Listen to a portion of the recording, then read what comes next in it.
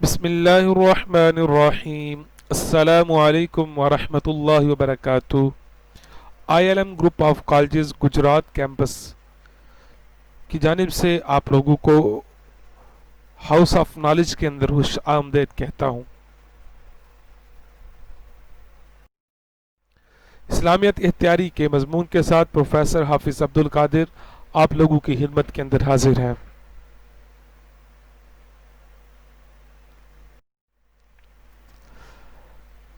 حسب معمول سب سے پہلے ہم اپنے کل والے لیکچر کے متعلق تھوڑا سا ریوائز کریں گے کہ ہم نے اپنے گزشتہ لیکچر کے اندر کیا کچھ پڑھا تھا۔ کل کا ہمارا ٹاپک، اس کے اندر ہم نے سورہ بقرہ کی آیت نمبر 4 اور 5 کو ڈسکس کیا تھا۔ اس کا ترجمہ اور تشریح، لغوی معنی اور اہم نکات جو ہم نے دیکھے وہ یہ تھے: سورہ بقرہ آیت نمبر 4 اور 5 کا ترجمہ و تشریح، اللہ تعالیٰ کی کتابوں پر ایمان لانے کا شرعی حکم، یہودیوں اور عیسائیوں کا عقیدہ آخرت کیا تھا، اصل کامیابی آخرت کے اندر کس کے لیے ہے۔ عزیز طلبہ، آج کا ہمارا ٹاپک ہے سورہ بقرہ کی آیت نمبر 6 اور 7 کا ترجمہ اور تشریح۔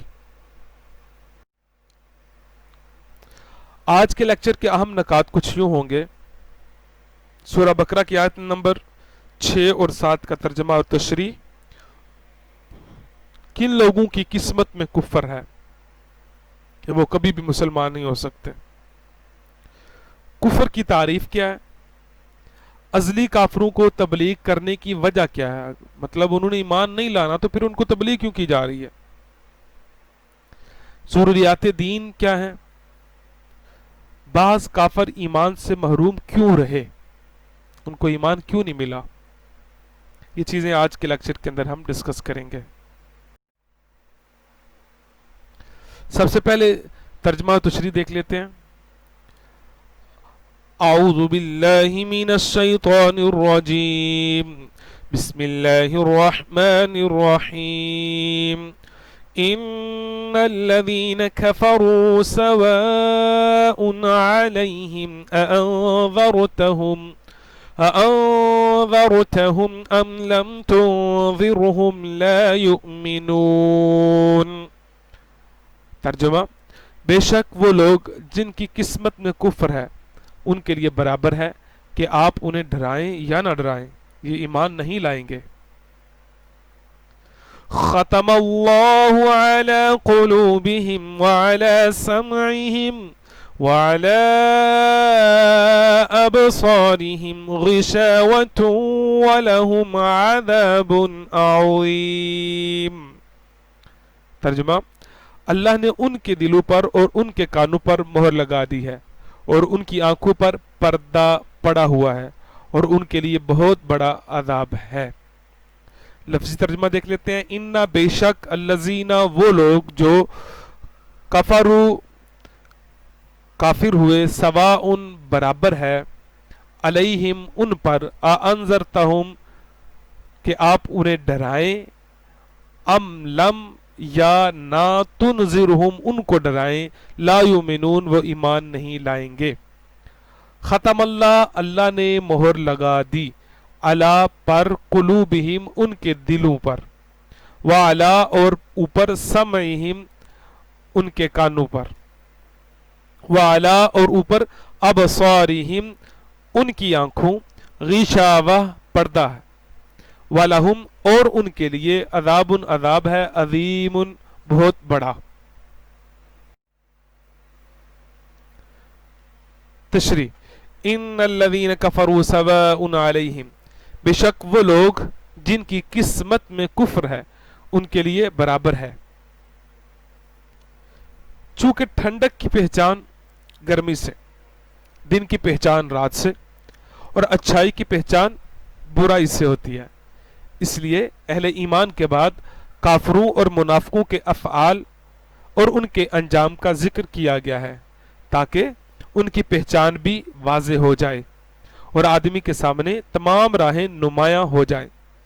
اس آیت کا خلاصہ یہ ہے کہ اے پیارے حبیب صلی اللہ تعالی علیہ وآلہ وسلم، وہ لوگ جن کی قسمت میں کفر ہے، جیسے ابو جہل اور ابو لہب وغیرہ کفار، ان کے لیے برابر ہے کہ آپ انہیں اللہ تعالیٰ کے احکامات کی مخالفت کرنے کے عذاب سے ڈرائیں یا نہ ڈرائیں، یہ کسی صورت ایمان نہیں لائیں گے، کیونکہ ان کے بارے میں اللہ تعالیٰ کو پہلے سے ہی معلوم ہے کہ یہ لوگ ایمان سے محروم ہیں۔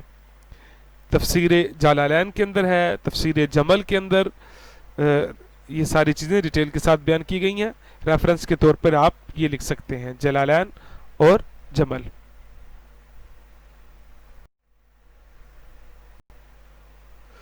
کفر کی تعریف اور ازلی کافروں کو تبلیغ کرنے کا حکم دینے کی وجہ کیا ہے؟ یہاں دو باتیں ذہن نشین رکھیں۔ نمبر ایک، ضروریات دین میں سے کسی چیز کا انکار یا تحقیر یعنی کم جاننا، حقارت سے دیکھنا، و استہزاء مطلب مذاق اڑانا، یہ کفر ہے۔ اور ضروریات دین اسلام کے وہ احکام ہیں جن کو ہر حاس و عام جانتے ہوں، جیسے اللہ تعالیٰ کی وحدانیت، انبیاء اکرام علیہ الصلاۃ والسلام کی نبوت، نماز، روزے، حج، جنت، دوزخ، قیامت میں اٹھایا جانا، فرشتے وغیرہ۔ عوام سے مراد وہ مسلمان ہیں جو علماء کے طبقہ میں شمار نہ کیے جاتے ہوں مگر علماء کی صحبت میں بیٹھنے والے ہوں اور علمی مسائل کا ذوق رکھتے ہوں۔ اس سے وہ لوگ مراد نہیں جو دور دراز جنگلوں پہاڑوں میں رہنے والے ہوں، جنہیں صحیح کلمہ پڑھنا بھی نہ آتا ہو، کہ ایسے لوگوں کا ضروریات دین سے نا واقف ہونا اس دینی ضروری کو غیر ضروری نہ کر دے۔ البتہ ایسے لوگوں کے مسلمان ہونے کے لیے یہ بات ضروری ہے کہ وہ ضروریات دین کا انکار کرنے والے نہ ہوں اور یہ عقیدہ رکھتے ہوں کہ اسلام میں جو کچھ ہے حق ہے اور ان سب پر اجمالاً ایمان لائے ہوں۔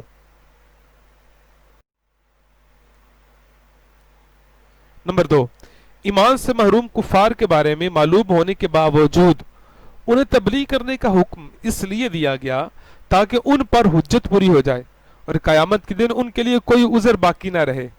اللہ تعالیٰ ارشاد فرماتا ہے، رسلا مبشرین ومنذرین لئلا یکون للناس علی اللہ حجت بعد الرسل وَكَانَ اللَّهُ عَزِيزًا حَكِيمًا۔ سورہ نساء، ترجمہ، ہم نے رسول خوشخبری دیتے اور ڈر سناتے بھیجے تاکہ رسولوں کو بھیجنے کے بعد اللہ کے یہاں لوگوں کے لیے کوئی عذر باقی نہ رہے، اور اللہ زبردست ہے، حکمت والا ہے۔ ایک اور جگہ پر ارشاد فرمایا، وَلَوْ أَنَّا أَهْلَكْنَاهُمْ بعذاب من قبله لقالوا ربنا لولا أرسلت إلينا رسولا فنتبع آياتك من قبل أن نذل ونخزى۔ سورة طه،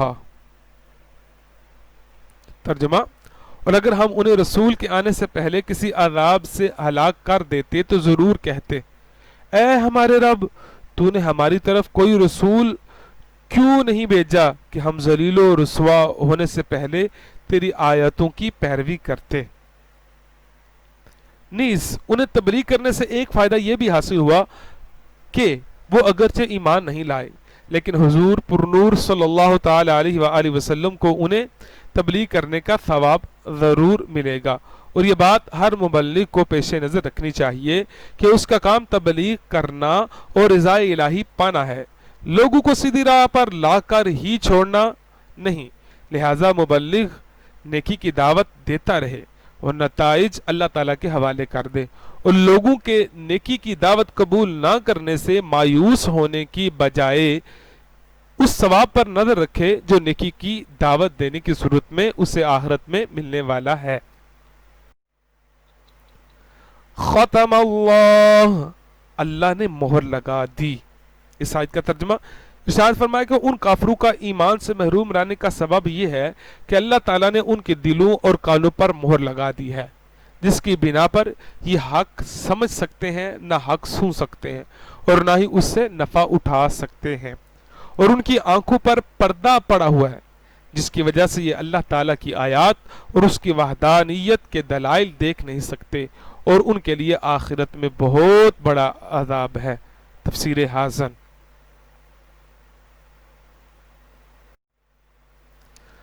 بعض کافر ایمان سے محروم کیوں رہے؟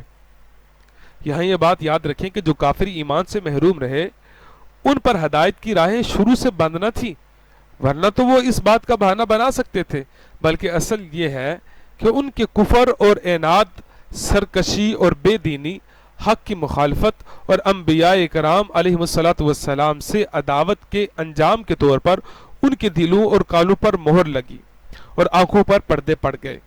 یہ ایسے ہی ہے جیسے کوئی شخص طبیب کی مخالفت کرے اور زہر قاتل کھا لے اور اس کے لیے دوا فائدہ مند نہ رہے، اور طبیب کہہ دے کہ اب یہ تندرست نہیں ہو سکتا، تو حقیقت میں اس حال تک پہنچانے میں اس آدمی کی اپنی کرتوتوں کا ہاتھ ہے، نہ کہ طبیب کے کہنے کا، لہٰذا وہ خود ہی ملامت کا مستحق ہے، طبیب پر اعتراض نہیں کر سکتا۔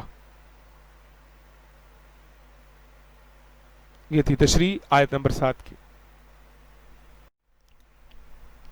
عزیز طلبہ، آج کے لیکچر کے اندر جو کچھ ہم نے ڈسکس کیا اس کو تھوڑا سا ریوائز کر لیتے ہیں۔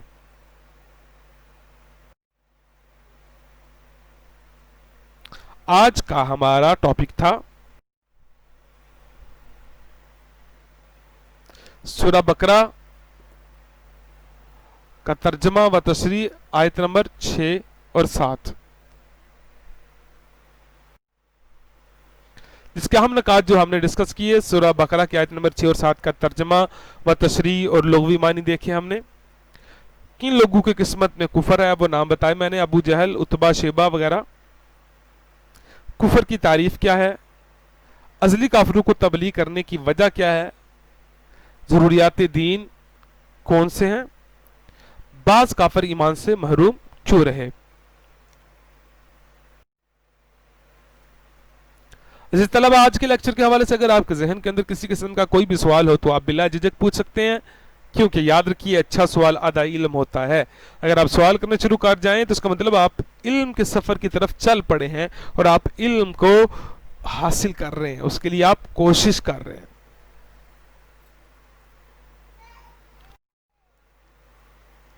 عزیز طلبہ، آپ لوگوں کا بہت شکریہ کہ آپ لوگوں نے توجہ کے ساتھ میرا لیکچر سماعت کیا۔ اللہ تبارک و تعالی آپ کو دین و دنیا اور آخرت کی بلائیاں عطا فرمائے۔ اللہ تبارک و تعالی آپ کے لیے آسانیاں پیدا کرے اور آپ کو دوسروں کے لیے آسانیاں پیدا کرنے والا بنائے۔